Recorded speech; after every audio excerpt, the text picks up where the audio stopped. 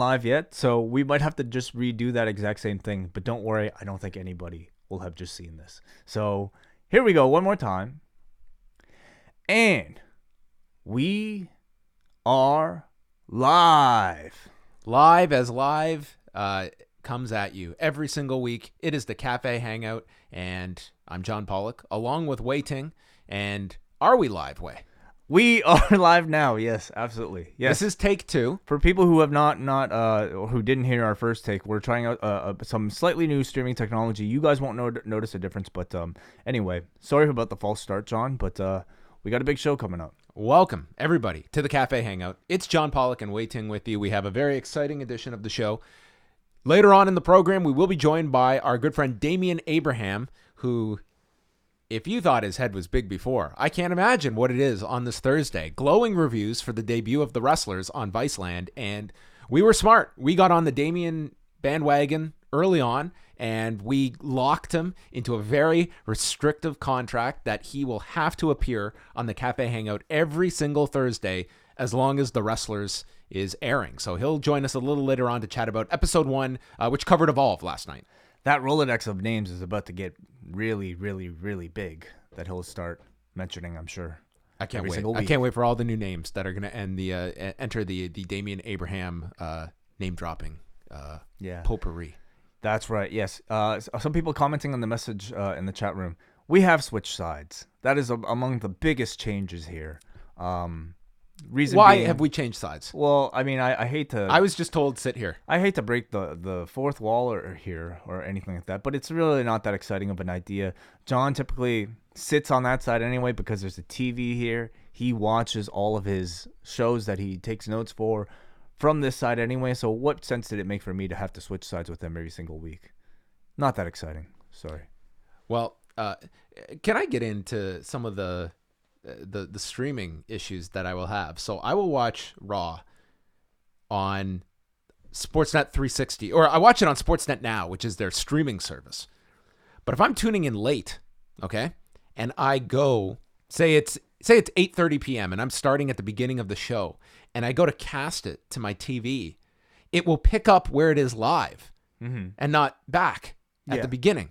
This is a very particular problem that I think only Canadians will understand, and also those who subscribe to Sportsnet Now will understand. Okay, but I am an equal opportunity offender here.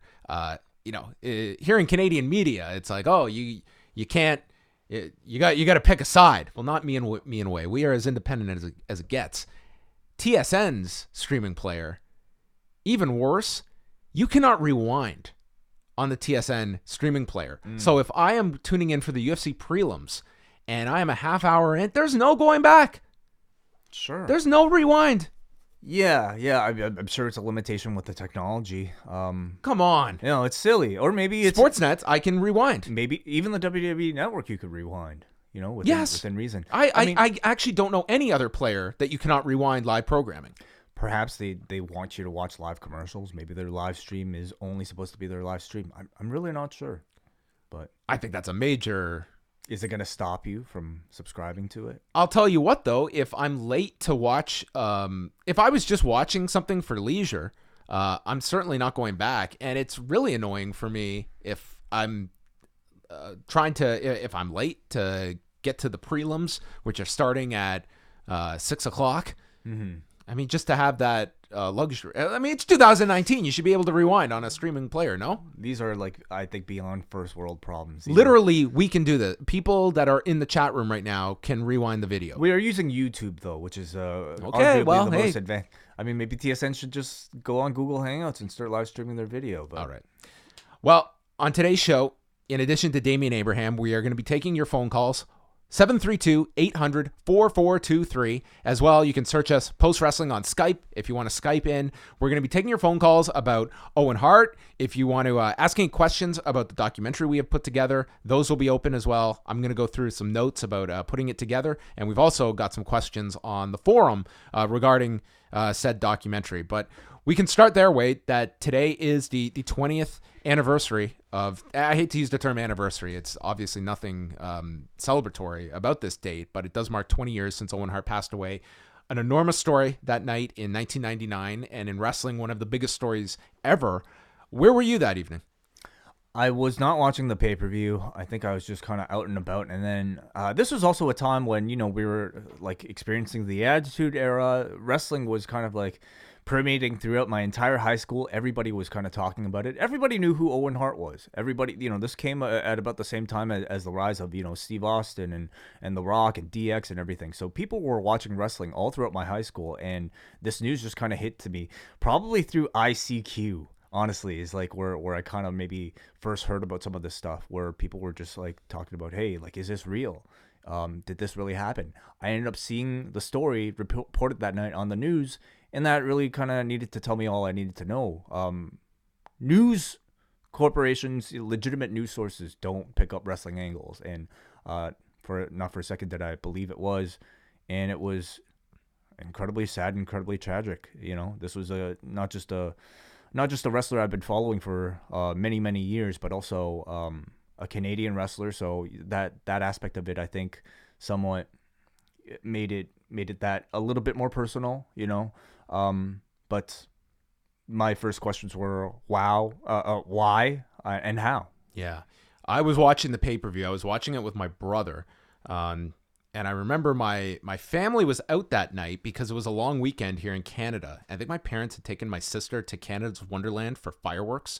So him and I were watching the pay-per-view, and I totally understand people's reaction that when it first occurs, you're wondering, is this real? It's a natural question to have in professional wrestling. And given what the WWF had done at the time, like different angles and such, this, I'm sure there was that hope that this is just some terrible angle that they have done. I don't know if it was just the gravity of hearing Jim Ross in that somber tone that I'm never going to forget.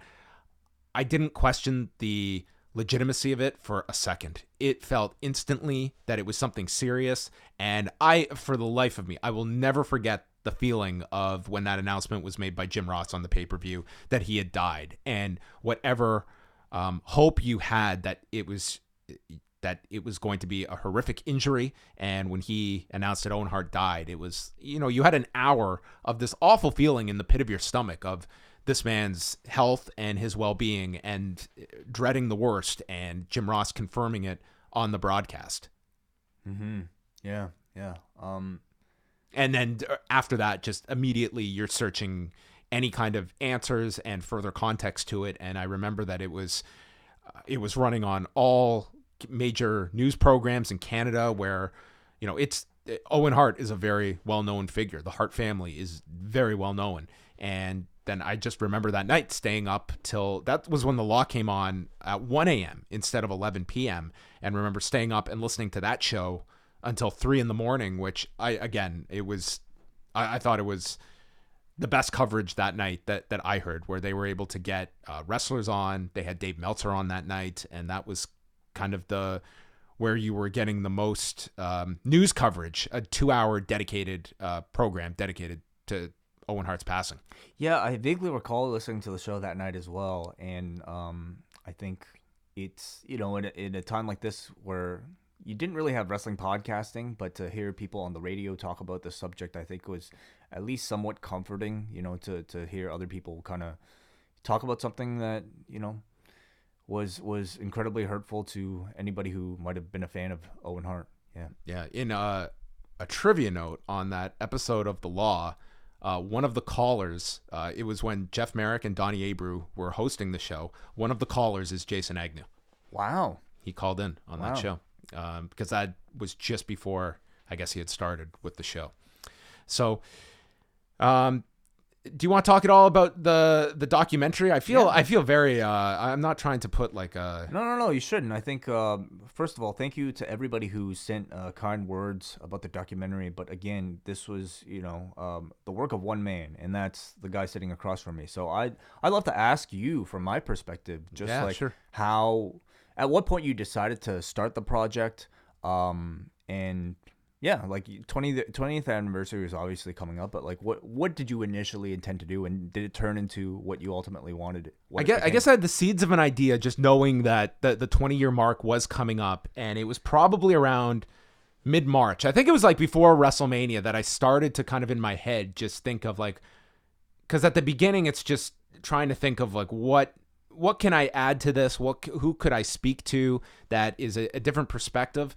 And it wasn't until after our WrestleMania trip that because I knew as soon as I start lining people up, it's real. Like I really have to do this. Like it's a very intensive process to have to go through this. And I knew as soon as I did the first interview, well, it's like, now I have to do it. I have to do this. And so the first person I reached out to was Jeff Merrick. And once he confirmed, that's when I kind of had my mindset was, okay, I'm really doing this. It's not just like a theoretical idea. And I did not know how big of a thing it was going to be. My idea was 20, 25 minutes. And I initially didn't even know if I was going to do any interviews for it, because I've done them in the past where I kind of like being able to just go back and see coverage at the time and try and use these clips to kind of tell the story, how it was covered at the time. And I mean, selfishly doing added interviews, it's really time consuming. I had to take days off work to be able to work around the interviews and just planning them. And it just became a very big process. And initially, I didn't tell you this, I was going to try and do this entire thing and then just send it to you cold and be like, can you listen to this? And I just wanted to get Wai's unfiltered reaction, but it grew into so much more, as these things tend to grow into, that I desperately needed feedback from Wai. And you say it's one person, you helped me quite a lot of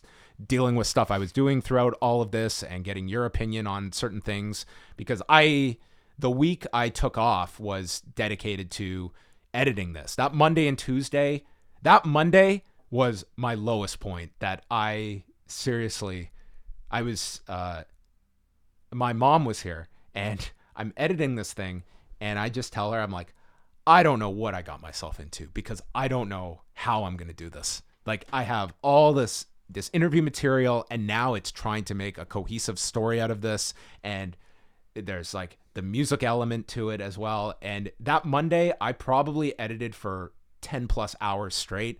And it's one of those feelings where at the end of it, I had to stop, because I'm like, I don't even know if I'm doing good work anymore. I'm so drained on all of this, and I just need to step away. By Tuesday, I had a much better feeling by the end of it, that I have at least gotten kind of a skeleton in place and have gone through all the clips and stuff. But the editing process was enormous. I had to step away for a day or two just because it was, I was not even thinking straight. Can you talk a bit about how you chose the subjects that you ended up using? Sure. Well, Jeff Merrick, like, again, I thought that episode was among the best they had ever done. So I really wanted someone that covered it in real time. So Jeff was, as I said, the first person I went to. And also, like, it was right when the NHL playoffs were beginning. So I didn't even know if Jeff would be able to spare an hour to chat with me. And I ended up meeting him at the CBC building, and we just banged it out in the lobby. And yeah, he was going over all the stuff that he had going on. And I was just, I couldn't believe he had 30 minutes, honestly, to chat with me. So Jeff Merrick was the first. Then I definitely wanted the perspective of someone who was in the crowd, who was in the arena, and looking for the perspective of people that maybe had not been heard from.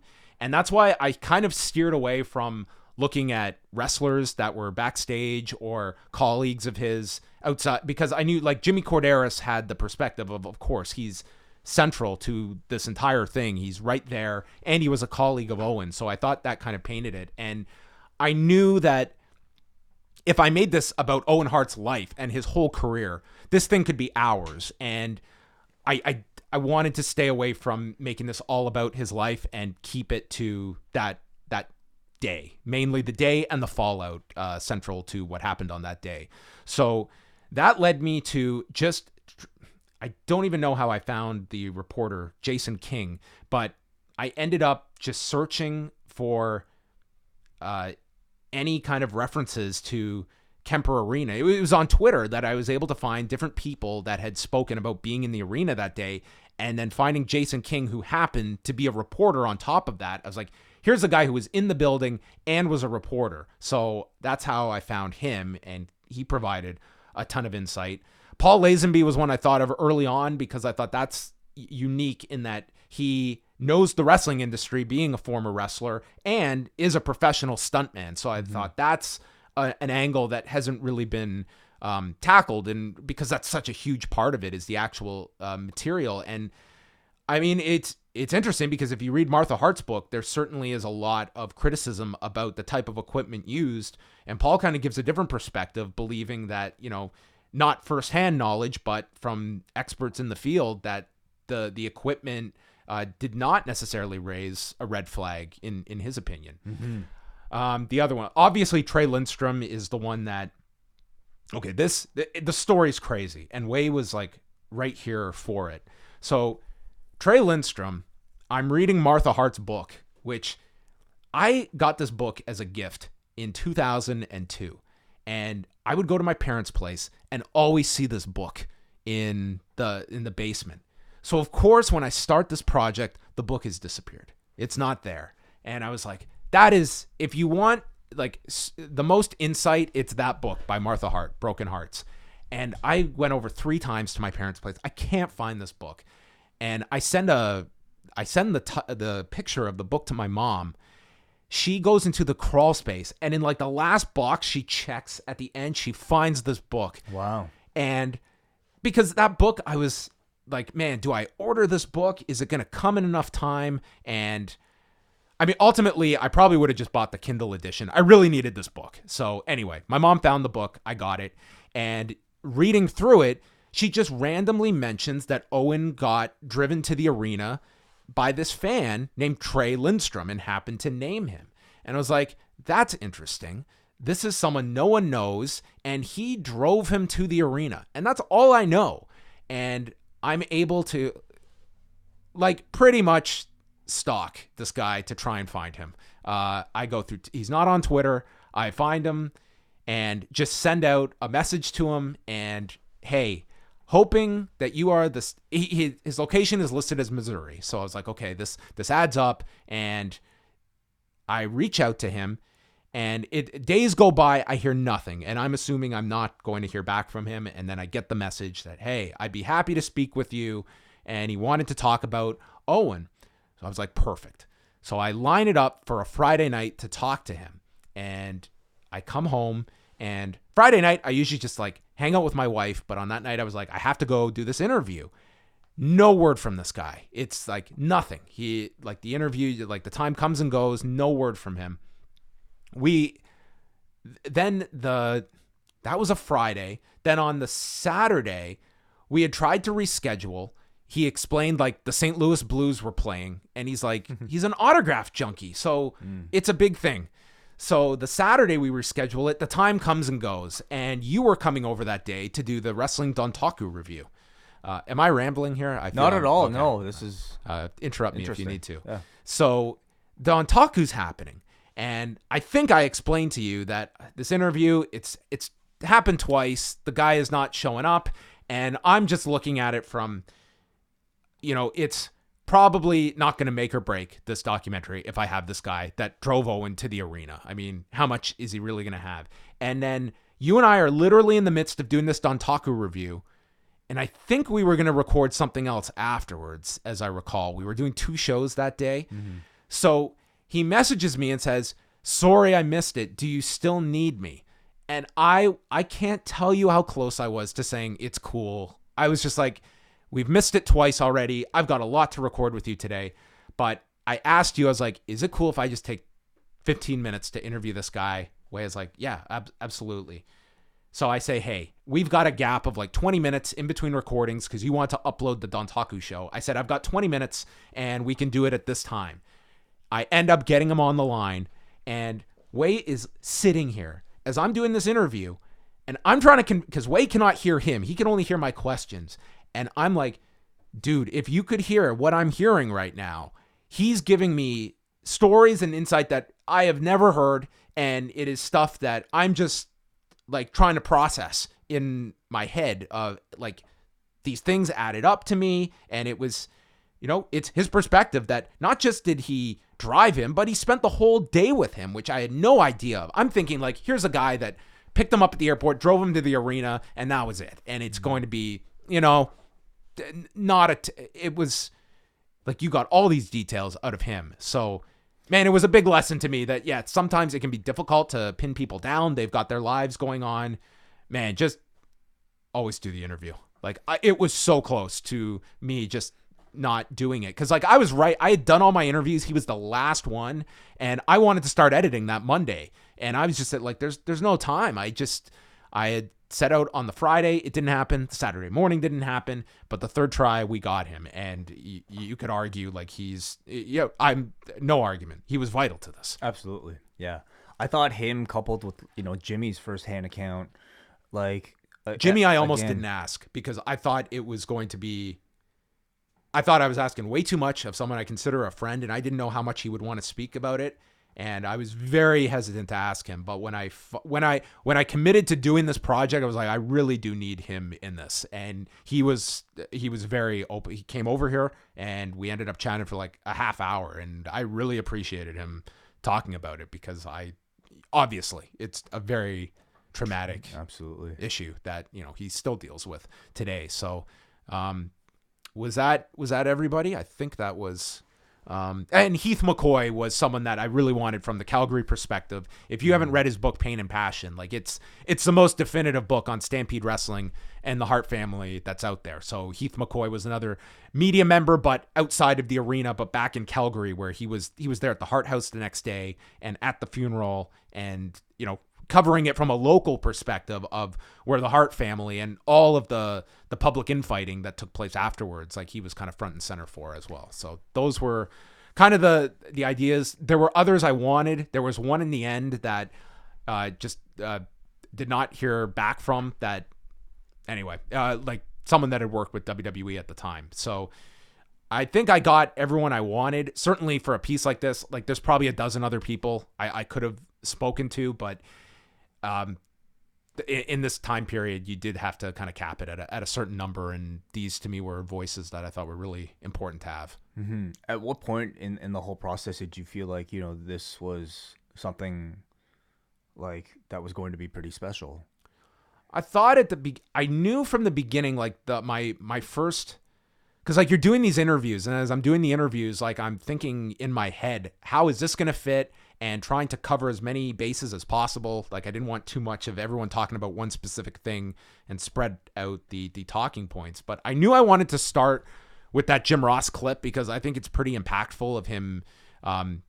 He shared that story several times about getting the countdown, which I think is shocking that that's such a memorable announcement and harrowing. And to know that he's given the Owen update seconds before he has to deliver that is just shocking. But I guess on the Monday, like I knew from the interviews were fantastic.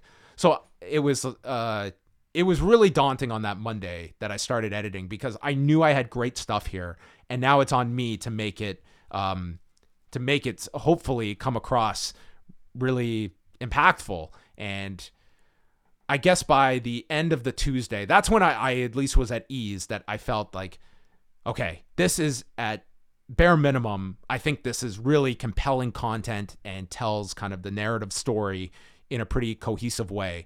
But now I have to add certain clips and music and stuff like that. So the Tuesday was when I was like less stressed than the Monday that I was just, it was just overwhelming. And at least in this type of medium, like I can't really recall that too much that's out there that kind of, dives this deep into the events of that evening. Did you, coming out of it, did you have like a new perspective on everything? How do you feel about the whole situation right now? I think that there's certainly elements of it that I look at. Like I always have believed the same point that Merrick brought up about this being a crime scene. I thought I have never gone back to go through that Over the Edge pay-per-view until putting this together. And I knew of the fact that blood is on the canvas. It's something I didn't notice that night, but in subsequent years that's been brought up. But to actually see it, it was shocking for me. It was shocking to me that this event went on where his blood is literally right there on the canvas for you to see. They have edited all the Owen footage off of the show, but that's there. And I mean, that part to me is something really hard to reconcile. And it's not even so much as like, to me, the power of that decision should have been taken out of the WWF's hands. Like, this is no longer a WWF promoted event. This is a crime scene. Everyone goes home. I really don't believe the theory that there would have been a riot if the show had been canceled. I just don't think that really is something that would have bore itself out. So that is certainly concerning. And I guess just it's always been said, like, Owen's reluctance to do this stunt. And I think Trey really conveys that fact of just in real time what this guy was thinking and trying to avoid doing the rehearsals. Like, this was someone that did not want to do this stunt, but was not enough that he was going to put his foot down and refuse. And I think it's just that much more tragic. And the elements of the fact that, like, Max Minnie could have been part of this as well. That is, it was brought up in Martha Hart's book, but I still think there's a lot of details of the case that people are maybe not familiar with, that hopefully that this sheds some light. But I think there's a lot of material out there and other people's perspectives that this is hopefully just a small piece that contributes to the larger story. Let's go to the forum. A lot of people have some questions for you about the documentary. So we go to Brandon from Oshawa, who asks, was there someone you wanted to interview? You mentioned that you did, but most of the people you got, right? Yeah. I could say I did request Martha Hart, and it was told that it wasn't that she didn't want to talk to me, just that I spoke to someone close to her and said if she does want to participate, she'll be in contact with you. I didn't hear from her, and I completely understand that as well. And I think if Martha Hart's also involved in an actual video documentary that they're working on Owen Hart as well. And I mean, you can read her book as well for her perspective. So I did invite her to come on, but I did know, obviously, Martha's perspective. It is out there. And from some of the people I interviewed, I did want to talk with people that were very close to this that had not really been heard from as well. So. We're also taking your phone calls if you guys want to chime in as well, those of you watching live right now in the chat room. So just grab that phone number in the description and give us a call anytime. We go to Chris from Carlisle, England, who says, first, thank you for the excellent show. There are some very interesting stories to come out of it. One that caught me off guard was Jeff Merrick's story of talking to Honky Tonk Man that night with him saying it was a work. Have you had any similar experiences over the years when talking to a wrestler? Also, who was the hardest interview for you to get, and was there anything you found out about that day that surprised you? The first one. Yeah, did you have any experiences with people? I mean, certainly after the fact, I don't know how many people would come out and, No, I mean, like, that's talk just about that. I think it's less so with this generation than the preceding ones, that it's just the fear of being worked is something that these wrestlers are absolutely attached to. And we just saw it, like, to a lesser extent with Scott Hall in Montreal. And I think it ultimately comes down to you never want to be worked, because then you're one of the fans. And it's almost like this fear of the perception among your fellow workers versus your perception to the outside world, where you just become so detached. And like, I understand that thinking, that like your natural, someone's inclination that closely removed from the incident is like, that was Honky Tonk Man's way of thinking. And everyone wishes it was a work, but it wasn't. But I mean, that mentality existed, and it still exists. Like, you still have that element of professional wrestling where performers, I think there still is that fear of ever being worked, and you never want to believe something. And someone that was very close to the Hart family, and Wayne Ferris, that I'm sure that was something he was clinging to, hoping it was just some terrible angle. As far as hardest interview for you to get and what surprised you about the day, I imagine most of those would be from the Trey interview. Certainly, Trey was the one that I came away with, like, not expecting anything close to what I got out of him, and the level of detail he was able to go into. And I'll mention that we are going to be releasing all the interviews. We're going to start by releasing the Jimmy Corderas interview on Monday. Those are going to be on the Post Wrestling Café. So starting Monday, we'll put up Jimmy Corderas. And with Trey, it's about a 25-minute conversation altogether. And there's a lot in there that I couldn't include just for time constraints. I wanted this thing to be around 25, 30 minutes. So it comes in at like 48, which I thought was the high end of where I wanted it to be once you're getting to that length, and what was the most important aspects of the story to include. We got a Chris from Down Under who says, you mentioned that Owen was scheduled to win the IC title that night from The Godfather. I know most of these are just what ifs, but do you know of any other possible plans that were discussed for Owen going forward before this accident? King of the Ring, SummerSlam, or even WrestleMania? I don't think any solid plans beyond that, other than he was going to win the Intercontinental title that night. And if you remember, Godfather ends up dropping the title to Jeff Jarrett afterwards instead. Afterwards, it was the Tuesday, because this was at the time when Raw was not live every Monday. So people forget the talent had to do that Raw's Owen show Monday, and then they had to tape TV on Tuesday on top of that. And then the following Monday is the funeral, and that's why so much of the talent could go on the Monday, because Raw was taped that week. It didn't go live every week until the edition of SmackDown later that summer. But nothing about further plans, but you have to wonder as well. Like, Owen had 2 years left on his contract, and he, to me, would have so seamlessly transitioned into where the WWF was going in 2000, when you're talking about a roster that includes Jericho, Benoit, Angle is on the rise. You have Edge and Christian, the Radicals, that it was becoming a much more work-heavy promotion, that Owen would have thrived in that environment. And in 1999, that was not the case. And hence he found himself in this comedy role.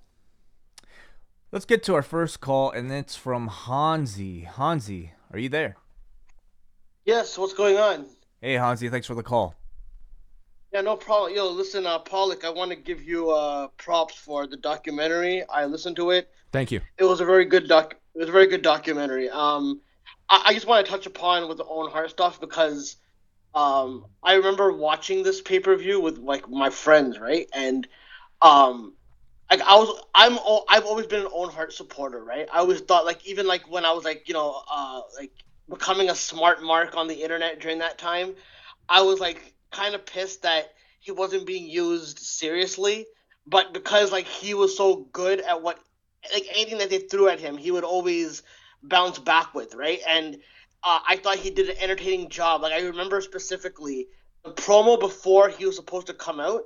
Me and my friends were like laughing our asses off, because he's like, he was mocking Hulk Hogan, like, say your prayers and all of that type of thing. And I go, I go, Owen Hart's fucking awesome, whatever. And then I go get snacks. All right, I'm up there for like 5 to like 7 minutes or so.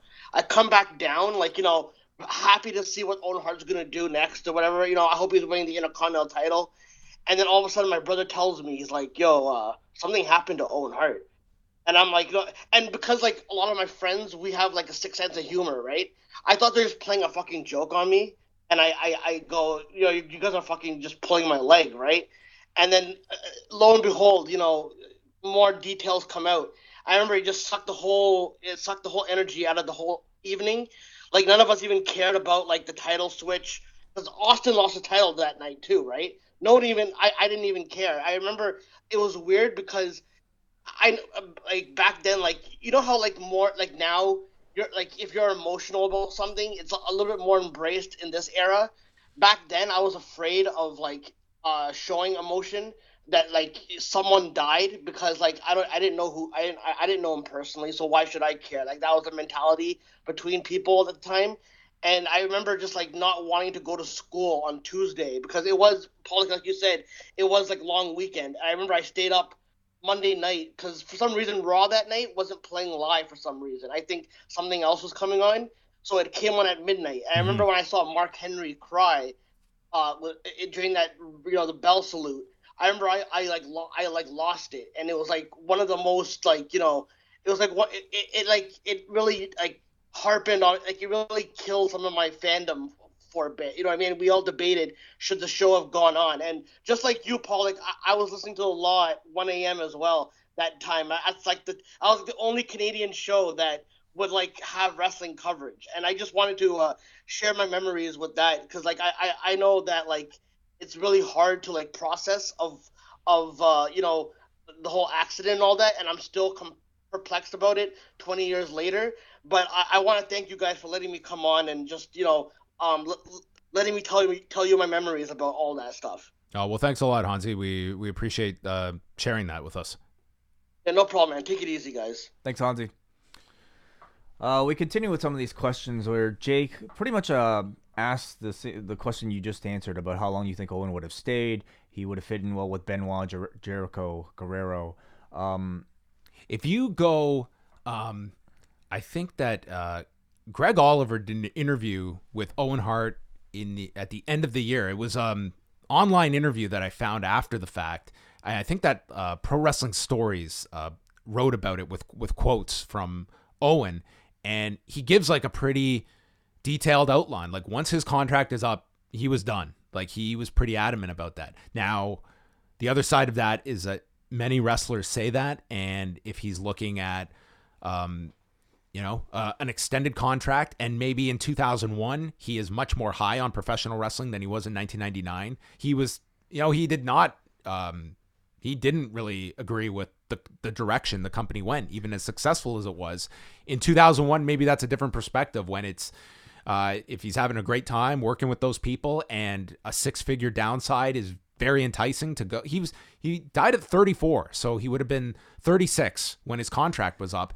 That's really young to walk away, but he was pretty adamant at the time that was going to be it for him after his 2-year deal was up. He talked about retirement and not going to the competition because there would have been no competition. His idea was like he wanted to be a firefighter. He wanted to go back home, and he wanted to be.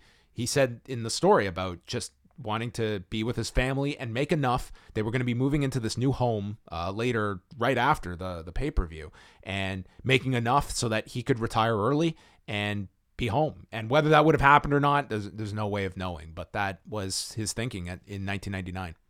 He also asked Jake, what were some of your favorite Owen Hart matches? There was a lot of them. Obviously, there was the ones with Brett that I think everyone points to the WrestleMania 10 match that really made him. I always go back to the match in Berlin with the British Bulldog to crown the first European champion. That was an excellent match. You could certainly go through the Stampede matches and look at, here was someone that you knew was going to be an enormous star, just doing things that, and the level of experience he had as he got into the industry and how quickly he matured into a tremendous talent. I think that was evident if you were watching Stampede at the time. And I think even the Shawn Michaels program he had towards the end of 1995, and then there's a great pay-per-view match with Owen and Shawn right before WrestleMania 12 at the February 96 In Your House pay-per-view. But there were a lot during that stretch from 94 through 97, I would say, where you could just mix and match some of those guys, like with Owen and Bulldog and Shawn and Brett, and it was outstanding. My memories of Owen weren't even necessarily as much for the matches as much as they were for his character performances. And I think back to, that Bob Backlund Bret Hart match where it was his performance along with their mother, Martha Hart, Helen Hart, who just like made that whole thing so compelling to the point where you really felt something seeing Bob Backlund win the WWF title from Bret Hart. I think, his promos were, I think much like Bret, very underrated at the time, that they didn't get a ton of praise at the time, but I always thought he had a great comedic element to him. And, it's sad that we go back to that final promo that aired that night, but he's talking about the say your prayers, drink your milk, and making my blue blood boil. And I mean, you can watch that promo and certainly see a lot of that in the Kurt Angle character.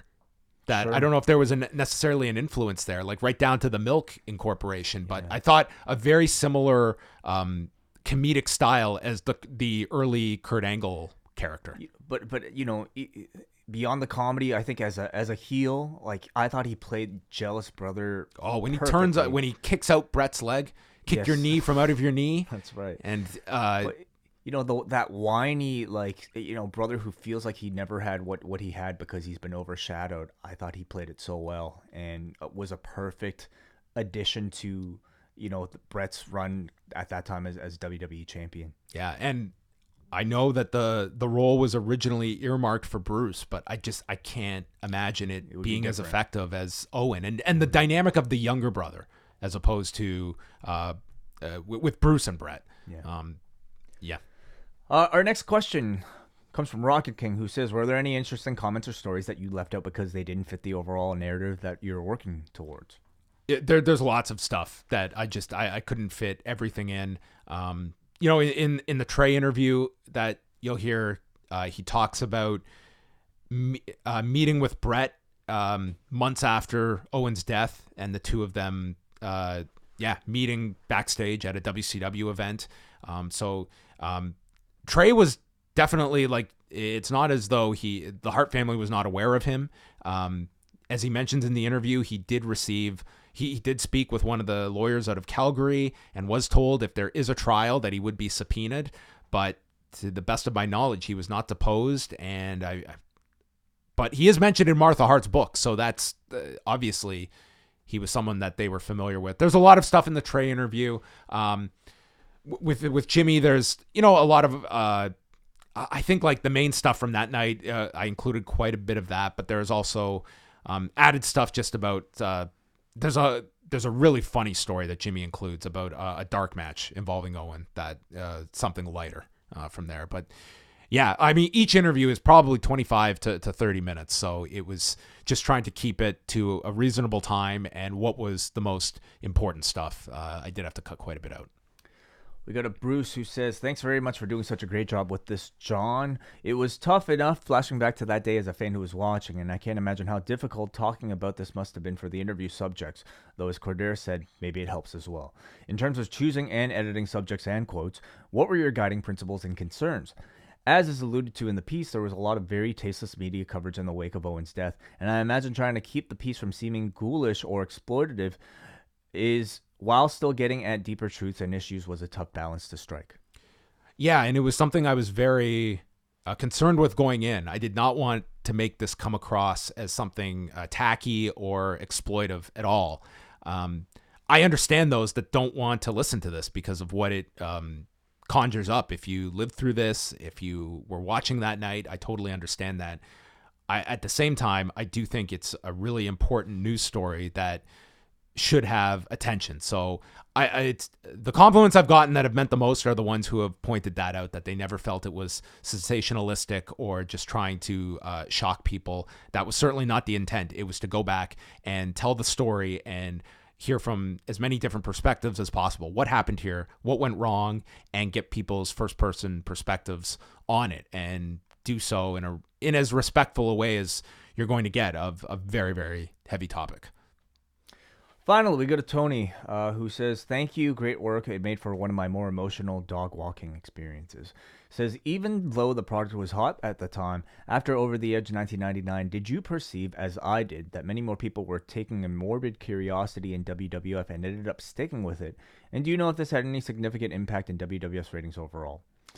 It had no impact on their business. They grew to have their biggest year the next year, and then the biggest one after that in 2001, where they hit that $456 million revenue year. Business was not affected by this. It was, I think everything was kind of watched under a microscope after that, and whether you can say it's being overly critical or not. Like, I remember the very next pay-per-view, they did an angle with Ken Shamrock where he's suffering internal bleeding. And, if this were just any other pay-per-view, you wouldn't think twice about it. But 4 weeks after the last time you were on pay-per-view, just to see that, like, it rubbed me the wrong way. That here, and there's always going to be kind of that sensitivity, I think, so close to a death like that in a promotion that is distributing, simulated combat and violence. But yeah, I would say they received a lot of media scrutiny, and I think a lot of it deserved, and people wanting to get to the bottom of what happened here. I think that there's valid criticism. I think that there's also invalid criticism, and some of the media coverage at the time was, I think it was very different than it would have been today, where I think wrestling was still like this sideshow. I mean, one of the things that stands out was Craig Kilborn incorporating Owen Hart's death into his monologue that week and making like just a terrible joke about his death. And like, I just don't think that would ever, it didn't fly then, to be honest. It's not like today it would, but it didn't either. Like, that was a lot of backlash too. Coming out of, this week where it feels like a lot of people are talking about the 20th anniversary of Owen's death, do you see, I guess more content investigating everything that happened tonight to come out in the future? Specific to this case? Yes. I don't think so. I don't think that there's going to be really, like, ultimately the family settled with WWF, and I don't think you can necessarily go back and revisit it from a like a civil suit perspective. I think that this week, if nothing else, I think it's brought more light to some of the specific details, and I haven't had a chance yet to hear Jim Ross's show with Conrad this week, because I'm certain that was a very difficult show for Jim Ross to put together this week. I know that Chris Jericho has apparently a great show coming out with Dave Meltzer. And David Bixenspan just wrote a fantastic article on Deadspin getting into like the specific details of what happened. And I think that I've always had the belief of just, having all the details available to everybody, and you can draw your own conclusions, but getting as much out to the public so that it's in plain sight for everyone to see the specifics and then form a rational decision on what happened and draw your own conclusions. But I think that's the positive, is that I think there's more details out this week, even though it took 20 years maybe to go back and really examine this really thoroughly, that a lot of people have done. Let's go to another phone call. Caller, what's on your mind? A lot of things, man. How are you? Is this Brandon? Hey, how are you, man? Good to see you. Doing very well. Hey, Brandon, are you in Las Vegas? No. Oh, you're not. Oh. I had to work. I could go out there this week. No way. What's on your mind, Brandon? What would you like to chat about? I'm just curious. Why are you trying to edit me out, Wai? What's your problem? When did I edit you out? You're soliciting people to the highest bidder, like you're a mercenary to edit me out of your show. What are you talking about? Horrible. No, Wai is a closet supporter of Brandon from New Jersey. He plays this role, but he deep down loves your calls. His face lights up when he sees your area code show up. I have no idea what you're talking about. Well, Wai went into business for himself. I actually don't know what you're talking about exactly. At what point did I edit? Never mind. It's too much red tape to go back in time and Okay. present the evidence. Okay. What else is on your mind, Brandon? I got nothing. I'll talk to you guys later. Thank you, Brandon. It's always great to hear from you. Okay. Thank you, Brandon. Always nice to hear from the man. At this point, should we go to Damian Abraham? I think so. Yeah, let's hear from Damian. We've gone pretty long. I didn't think we'd be talking about this for so long, but thanks for all the questions. Yeah, appreciate Thank you, it. everybody. This is going to be a recurring segment that we do here every single week after an airing of The Wrestlers on Viceland, which seems to have been very positively received. I am currently unaware, as to whether or not these episodes will air on Viceland.com itself, but if Dark Side of the Ring is any indication, I would go and check. But Damian Abraham will magically appear in this room right now, and we will come back. Can we play a game first? Okay, sure. This interview is going to end, and it might time out. This is the most nerdy thing. When his interview ends, the rating is probably going to come out right around that time. What, from Viceland? Yeah. Wow. Okay. We'll have you the have number. a specific time of when that thing will come out? It's going to be really close to when this interview ends. So the last episode of Dark Side of the Ring last week did, I believe, 200,000 viewers. Can you predict how many viewers for episode 1? I don't want to do that. I do. Okay. Okay, I'm going to make my prediction. You don't have to. I'm going to say for week 1, I'm going to predict. Oh man, because if it ends up being lower than my prediction, That's it. That's the game. either way I lose here. Damian's going to be upset. Yeah. I'm going to predict 165,000 viewers. Wow, less. I think it's a brand new series. Okay. I think it stands a chance to retain the same audience, but okay. Well, we shall see. Okay. So we will, if we have a number, we'll report it at the end of this. So just to let people know, this episode of The Wrestlers was dealing with Gabe Sapolsky and specifically Totally different Evolve locker room. I Yeah. mean, Fred Yehai's gone. Austin Theory is still there. Ethan Page is gone. You had Kyle O'Reilly and Bobby Fish in the mix. Yeah. Zack Sabre Jr. But this was, Drew McIntyre is there in the Evolve locker room. So 2 years ago, heavily focused on Evolve. Heavily focused on Evolve. And the series itself, for people who haven't seen it yet, I like to describe it to people as almost like sort of like an Anthony Bourdain type of show, where Damian is your host in trying to navigate throughout the world the different scenes of professional wrestling. And he starts off domestically, at least for this edition, sticking with America and a very prominent independent wrestling promotion in Evolve Wrestling. So here we are talking about this particular episode of The Wrestlers. Enjoy. In studio with us, he is the host of The Wrestlers, which premiered Wednesday night on Viceland. He is Damian Abraham, our good friend.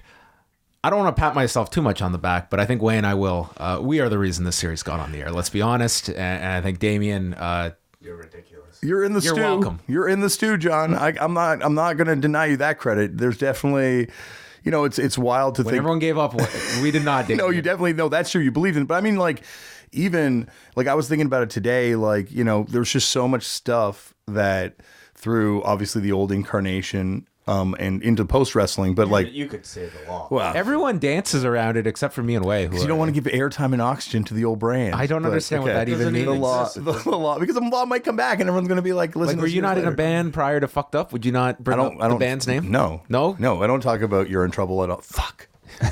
No, I think definitely the stuff I was being introduced to. I was thinking about it today, Dave Lagana coming on and talking to you about his new podcast that he was starting. Court Bauer coming on talking about his new podcast that he was starting. I remember Colt Cabana even came on. I think even before the first Art of Wrestling to talk about how he had this podcast about to drop, because you guys had done a lot of stuff with him over the years. So there's just so many people that I would wind up, interacting with or through their podcast, finding about other people that would become key parts of the series. So yeah, no, you guys are 100% in full credit for getting me started on this. All right, my head's getting too big, so we gotta mellow it out a bit. So Damian, for those that are not familiar, Damian's going to be joining us each week here on the Hangout, following the preceding night's edition of The Wrestlers, to kind of give us some further insight into the episodes that now everyone has had a chance to see. Kicking off with the first episode, the best new talent in America, and the very first shot is you in Orlando. This is WrestleMania weekend 2017, and this is a show we all went to. Yeah, the three of you us. guys were there. Yeah, I remember running The one into where you. Wai left midway through to go sleep in the car. To sleep in the car. I remember running into you, and I think it was even before the main event of this show, which is certainly the thing that we kind of start. Yeah, didn't you warn me that they were going to be doing some crazy stuff? Yeah, I remember walking in. We had I guess to start off with how this episode kind of came together. I've been friends with Gabe. Once again, probably heard him first on you interviewing him years ago. Oh, Gabe about Ring of preceded Honor. us. No, but I remember hearing him on Ring of Honor. I remember getting introduced to him somehow, and then it was actually Probably through John's impression. Yeah, well, no, it was before John's impression, because I remember when John did the impression for the first time, exploding in laughter, being like, "Oh my gosh, that's pretty spot on." But I'd become kind of familiar with Gabe, or introduced to Gabe through Bryan Danielson. Bryan Danielson had hit me up years ago to do a song. 2 names. Well, how am I going to do the thing without name drops? I'm guys? joking. Yes, of course. But he hit me up years ago, and he wanted Fucked Up to do entrance music. And we've talked about this before on the show. And then he, at a certain point, was like, "Oh, my friend Gabe Sapolsky, who was the booker of Ring of Honor, who's gone now, he's going to start this new wrestling company, and he wants to talk to you about doing something with Fucked Up." So that's how Gabe and I got introduced to each other. And then over the years, I found out he was a massive Neurosis fan, and we just kind of became friends. So we knew going in we were going to do something about Evolve. We just didn't even know what wrestlers at this point. We knew Austin Theory was someone we definitely wanted to talk about. And then we kind of knew Fred Yehai was someone we wanted to talk about. We thought we were going to be doing something about Matt Riddle. maybe Keith Lee even. Like, this roster is loaded. In Loaded. 2017, Riddle, Drew Galloway, Keith Lee. This is when Kyle O'Reilly and Bobby Fischer in there for a cup of coffee. Donovan Dijak's still there. Zack Sabre Jr. is doing dates. I mean, Leo Rush. This was 2 years ago. Yeah. It's when you think about this locker room, like, obviously there's that Ring of Honor locker room where you've got Samoa Joe, CM Punk, Bryan Danielson. Like, you've got like that locker room. But after that, I'm going to put this locker room up against any other locker room as far as like, potential stars and people that went on to become, or will go on, I think, to become like the next stars in pro wrestling. And is this predates Gabe having his official role in WWE. Yeah, there's no way Gabe would do this thing now.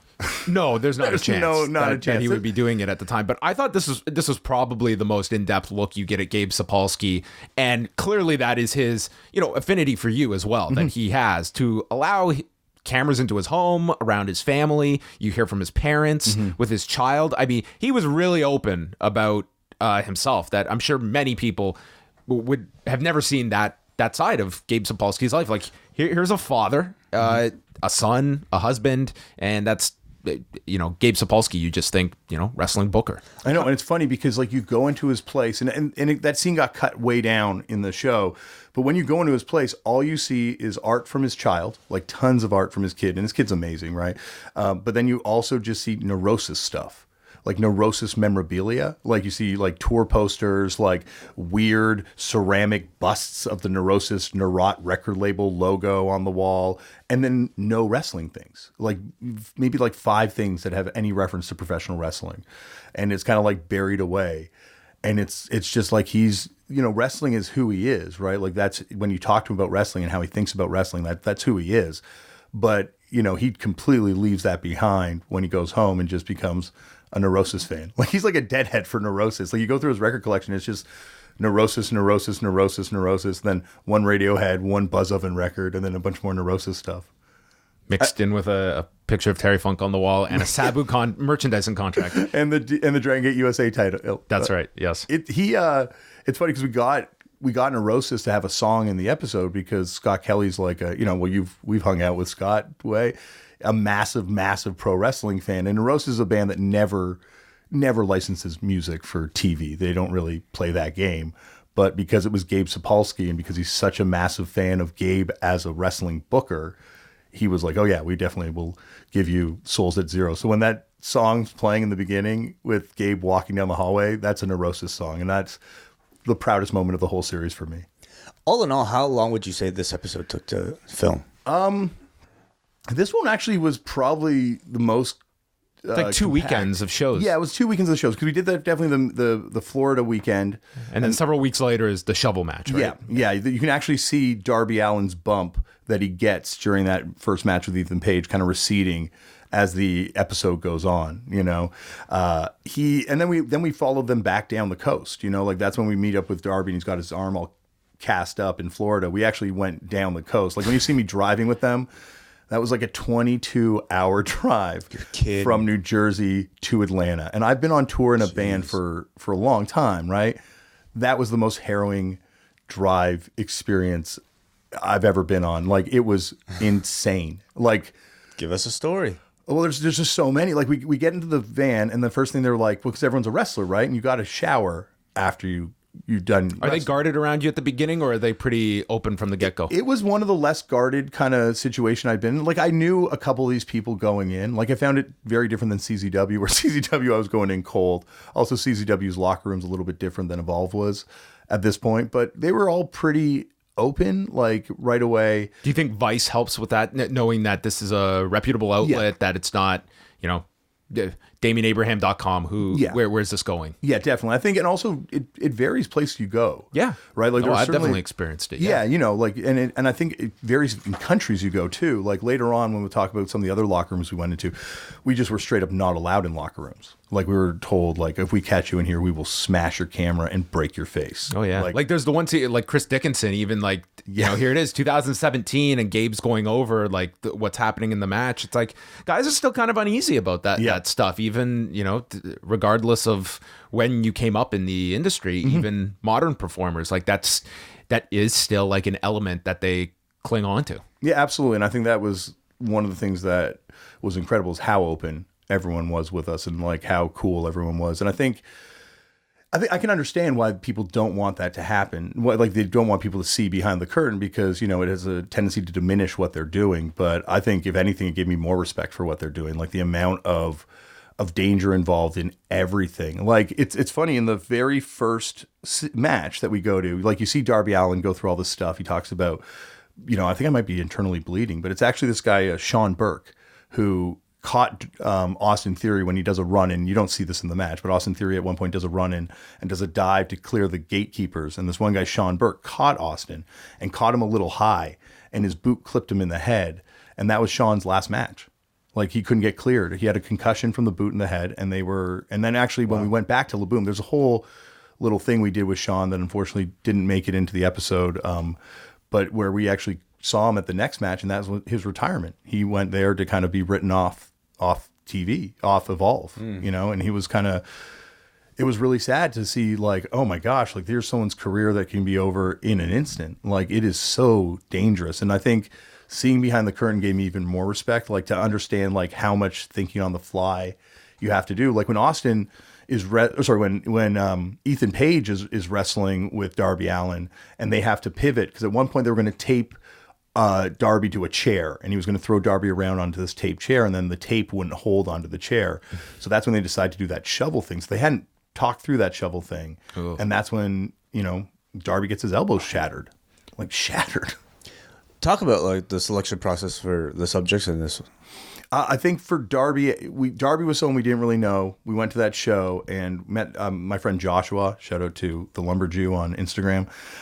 He recognized me, I think, from the CZW documentary. Okay. And he's like, "Hey, like, what are you doing here?" I'm like, "Oh, we're doing this thing about wrestling." I'm like, I'm really stoked to see Tracy Williams. I'm really stoked to see all these people. And he's like, "You got to watch Darby Allin versus Ethan Page." And I'd seen some Darby Allin stuff, but he was really new. It was within his first year of wrestling. And I knew Ethan Page because he was on an incredible episode of The Art of Wrestling with Colt.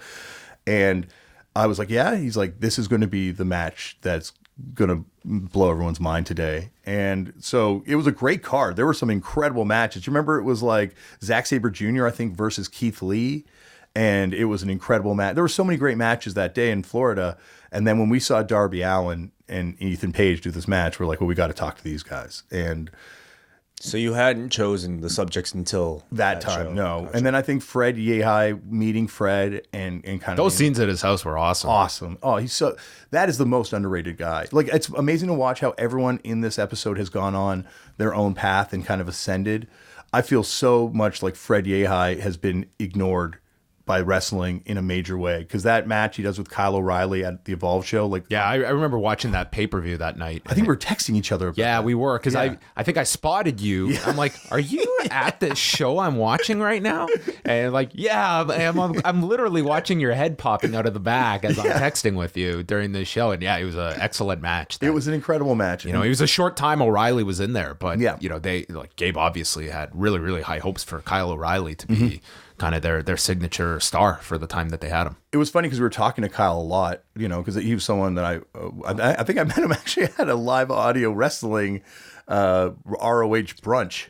Oh yeah, right. we did like a meet and greet with fans, and Kyle O'Reilly was one of the guys who was with us. Yeah, and I rolled with you guys, and then I met him there, and so he and I knew each other, and he was telling he was like, I'm here because I'm stuck in contract limbo. It was that time where ROH had those contracts where people were unable to sign to NXT and stuff, because that was after Triple H had talked about Kyle O'Reilly on a conference call, and it was kind of like a sure thing that he was going to wind up there. Drop the ROH title and stuff. The big win. And he was kind of floating in limbo at that point. But yeah, put on some incredible matches during that run. Like you're saying, like, it's the best locker room. Dude, what are you thinking during the Darby Allin scene with the mace? That is wild. Like, that to me, that scene perfectly encompasses Darby Allin. Like, this could have been a coming to AEW promo. It's like, this dude's out of his fucking mind. Yeah, he's on another level. He's like a really interesting person to hang out with, a really smart person. Yeah. But yeah, like, he's definitely a wrestling fan, and he's definitely an athlete, but at the same time, he's also just like this weird straight edge punk kid. That, when because we went to every wrestler and we're like, what do you want to do? We want to do something that you want to do today. And like, Austin's like, I want you to film me working out. I want you to film me with my little brothers. And we're like, okay, sounds great. You know, like that's very reflective of, I guess, who you are. And Darby Allin said, I want you to film me macing my friend. No, he told us he has a game show for us. That was all we knew. A game show. And then we get in the car and we drive out to this house in Orlando, right? And we're like, when we're with his two friends and his brother, and they're like, we drive in there and we're like, do you know who lives here? They're like, yeah, our friend does. He's out of town, but he said it's cool that we can shoot here. And it's got this insane skate park in the back. Yeah. And they're like, yeah, our friend's a professional skateboarder. So we're out back there and we're like, what's the game? He's like, we stopped to get supplies. And that's when we found out, like, what's the game? They're like, oh, we're going to try and skate the rail. And whoever doesn't skate the rail, we're going to pepper spray them with this mace. And we're like, please don't do that. And the guy's like, no, we really want to do this. Like everyone's like, no, we really want to do this. This is what we do. And so we're like, okay. So we drive out to the skate park. And it's amazing because then whoever's house this was, their dad came home, who actually owned the house. And he's like, what the hell are you doing back there? And we're like, we're filming a documentary about a professional wrestler. He had no idea. And it was like a friend they knew through a friend. But eventually the guy's like, okay, yeah, you guys can do it. Just please don't hurt anyone back there. The most exciting thing about pain is videotaping it, and then it lasts forever. It's like, wow, this is what a mission statement. It's poetic. I mean, this dude like is a really interesting guy. Yeah. And you know, I didn't even realize he was straight edge as well. And you know, he also obviously like the punk influence that he mentions with an ode to Darby Crash of the Germs, who died at the age of 22, Damian, and Gigi Allen. Yep. John, you've done your research, my friend. This is you kidding? I go way, of his head. I go way back. We actually have a Gigi Allen song in the Darby Allin sequence. Oh, wow. I wanted a Germ song, but we got the Gigi song instead. These are things I wouldn't have noticed unless you bring it up. So that's really interesting. I didn't want to ruin it for Way. It was like one of those things where, especially for the first episode, I'm like, because there are so many punk connections, and also I haven't talked about them yet, but like this show, basically what this show is me planning out my dream wrestling vacation and trying to give myself an overview of global wrestling. And then these brilliant filmmakers, Nathan and Jeff, who you met when we were in Japan Way, and Yuji and Colin and Sarah and Grady and Katrina, like all these people, these are the people that actually made the show.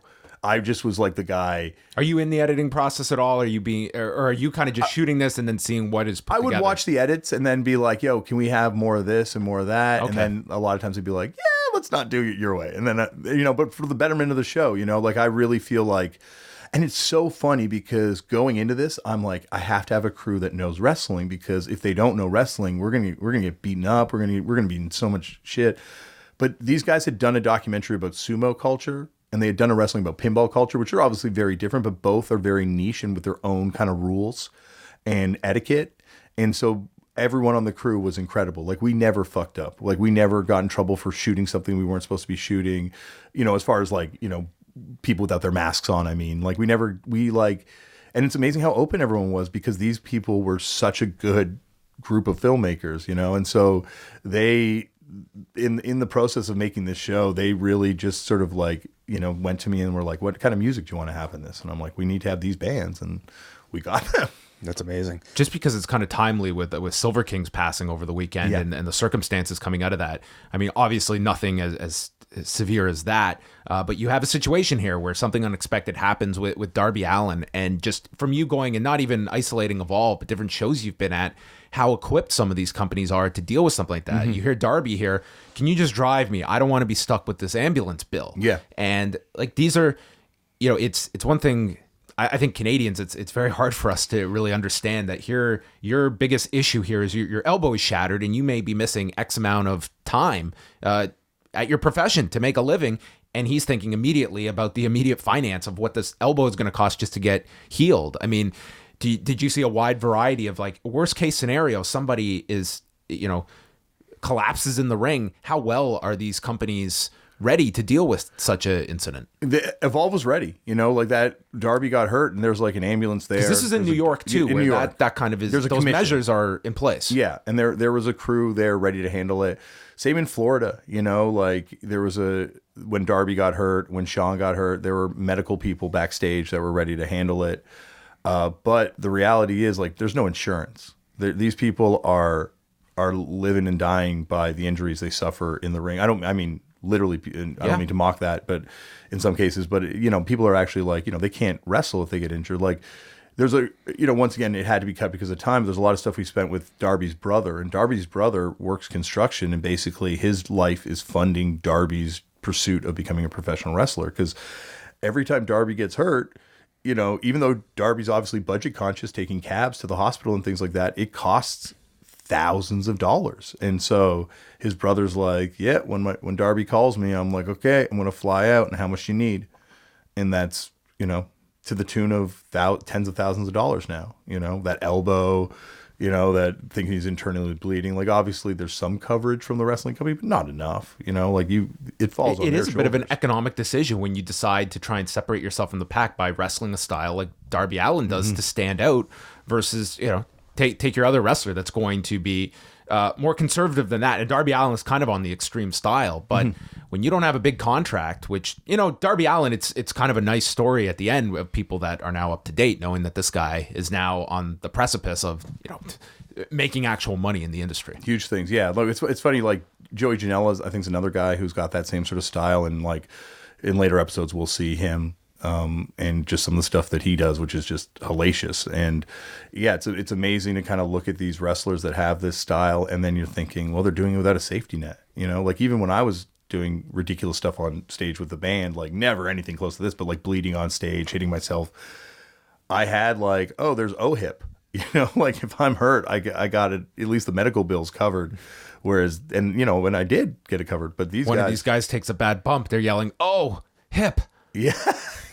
Yeah. And then it's the drive of 19 hours, like afterwards, like, and to get to the show, like they all drove from Florida, like, and also 19 hours was a short drive. 22 hours was a short drive. Then they also drove down to Florida afterwards. It's like driving all in. Yeah, exactly. Yeah. And so they're also doing it hurt. They're doing it, they're not stretching out afterwards. Like, you hear so many WWE wrestlers talk about how hard that is on their bodies getting into cars after the show. It's like to gain the buses. Yeah. This is like, there's like 12 of us in this van. Like not everyone had a seatbelt. Like it was, Jeff, our poor director, showrunner, is like literally squatted in a squatting position for like 22 hours filming, like sleeping with his eyes open. Oh my God. It was nuts. Insane. It was a crazy drive. And this is actually, there's a shot, I got to give this guy pay respects to him, but Wayne Van Dyke, who died in the ring shortly after we filmed. We did some shooting with him too, but it didn't make the show. But there's one part where Austin's walking with his arm around him when we're going to a Cracker Barrel. He did a lot of the drive, and he was just running on energy drinks and like pop punk, and like it was a gnarly drive. Like it was definitely a very, very gnarly drive. Sounds dangerous. Yeah. Same with bands, same with music people. Like the one thing that they had is a lot of drivers to switch off between. But yeah, no, it's not. It's not ideal. Do you want to give a quick preview of the next week's episode before we go? Yeah, next week we've got the MVP, Life After Wrestling is what we called it, but it's basically, or the next generation of wrestling, changing face of wrestling, I think is what it ultimately wound up being called. Yes. And it's kind of looking at, MVP, someone I've talked about a lot on the show. You could probably play a drinking game every time I bring him up when I'm on Post Wrestling. But just looking, I'm disappointed that a certain British star didn't get his own episode. I know, believe me. I could talk. I gave him NXT really messed up plans here. Well, potentially. No, the morning of that show in Orlando, I did go for breakfast with one. You went for Brexit with him. I went for Brexit. See, I got Britain on the mind. He told you what was happening. He told me. He's like, mate, you got to know about this. No. But it's also amazing now to think that Gabe Sapolsky and Robbie Brookside are able to hang out together and talk about neurosis. Or you. Or me. Maybe I come up. Who knows? You're making me blush now, John. But next week we're talking to MVP. In his episode, we're going to be talking about the changing face of wrestling too, and guys like Sami Callihan, Shane Strickland, and sort of this new style that we kind of alluded to here that's coming in, and how wrestling has changed. Like MVP is someone that at one point was, wrestling in New Japan, wrestling in the upper end of the card in WWE, and now is like looking at wrestling as something that's almost in his rear view, and just how it's changed for him versus how he came up in it. And also his unbelievable story about how he came into wrestling, which is unlike anyone else's. So those are airing Wednesday nights on Viceland. Tune into the wrestlers and Damian Abraham. He'll be back next week, and we'll chat about the changing face of wrestling. Damian, thank you so much for stopping by. Thanks, guys. And that was our good friend Damian Abraham. How about this technology? It feels like we're back at the radio station. I think we really could have just Damn. put the wool over everyone's eyes and just completely done that one live. We could have had a hologram walk out of the studio as Damian. Quick change of clothes right now. What a star this guy is about to become. I think Damian's going to lose our numbers real quick. He's going to be, I mean, he was on Busted Open Radio today. Yep. He's getting, he's doing his Reddit AMAs. I mean, look at this guy. Hopefully he could stick with us for the duration of this series. There are about 10 episodes. And I was actually just looking up and just informed that if you're in the U.S. at least, you can watch last night's edition of The Wrestlers on Viceland's website, which I believe is Viceland.com. No word yet about maybe other destinations in other countries, but I'm sure you will hear about that. No, Canada got it 2 years ago. Yeah, that's right. Yes. But I'm sure you'll hear about it very soon. Maybe we'll even ask Damian specifically on one of these upcoming episodes. So, hope you guys enjoyed that. And check out These will be great each week to have Damian kind of delve into each episode further. So, each week on the Café Hangout, we will be chatting with Damian Abraham as they air these episodes until they go to mid-July. There's going to be a new episode each week, and then towards the end, they're going to be airing 2 episodes each Wednesday night. So exciting. Lots to chat about. Yeah. So Anyway, as mentioned, MVP is the subject of next week's episode. So very curious to hear your feedback. Let's go to some more phone calls if you guys have them. Just call us in the phone number at the description below, or Skype Post Wrestling. And we start off with Jake. Jake, what's up, man? Hey guys, can you guys hear me good? Can hear you perfectly. This week we can. Yes. Yeah, I sincerely apologize about Money in the Bank. I foolishly used Skype on my phone, but just remember to use Skype on my laptop. So that's all I can say. What did you want to chat about, Jake?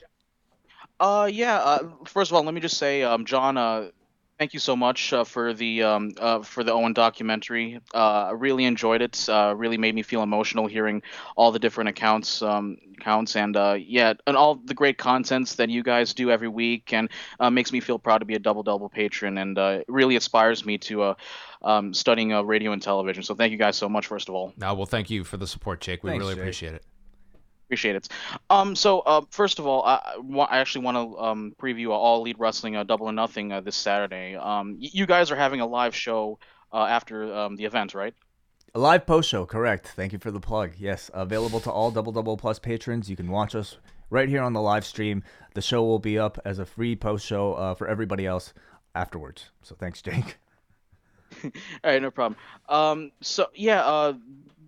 The match that I'm really looking forward to is Omega and Jericho. Very interesting how they're going to execute this match. I was thinking that because they already had their first match at Wrestle Kingdom, I was thinking that Jericho would be the one that would go over in this match and have like a rubber match and have like a trilogy.